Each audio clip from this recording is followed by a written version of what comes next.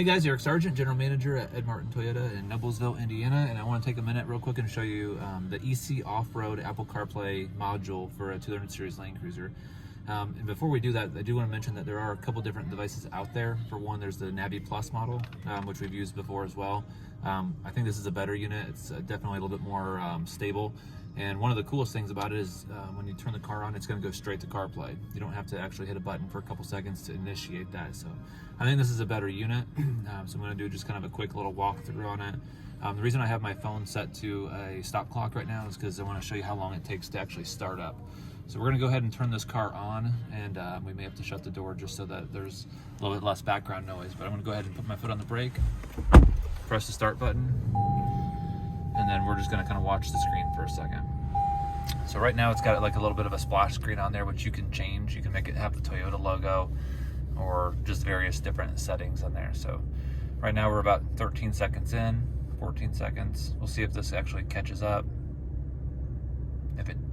Okay, so it's going to go to CarPlay in just a second. Again, the unit that we put behind the radio is actually booting up. So,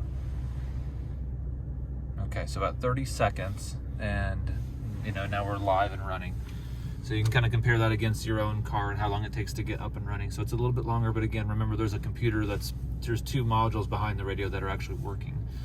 So now that we're up and running, we can kind of scroll through CarPlay. We have basically the home screen, as I would call it. It's going to have like this is Waze here. You can put Apple Maps or Google Maps here, and then of course we have Apple Music and search. So we'll go ahead and I won't play any music just for copyright infringement purposes on YouTube, but we can kind of go through here and use the applications that you want to use.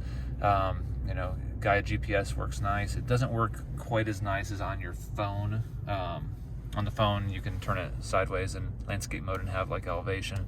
Fortunately, they didn't add that to this, but regardless, if you want to go back to the Toyota radio, you just press the home button for 2 seconds.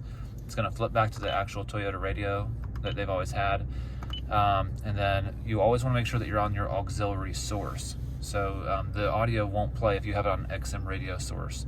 So again, as long as you're on aux source, press the home button for a couple seconds. It's going to take you back into the EC Off-Road module, and now you're back into Apple CarPlay. And this works great. Real quick too, I'm just going to try Waze real quick. Just to show you that all the applications are going to work exactly as normal. And then there's a couple apps like Audible that you can use Waze and that simultaneously. So it's a really nice system. I've had this in my personal truck for probably going on 5 or 6 months now, and it's really stable. I like it a lot better than the EC off-road unit, and it's definitely a lot better than the Grom unit as well. So if you guys have any questions, please feel free to reach out or ask in the comments below. And I appreciate you watching. If you like the channel, please hit thumbs up and subscribe.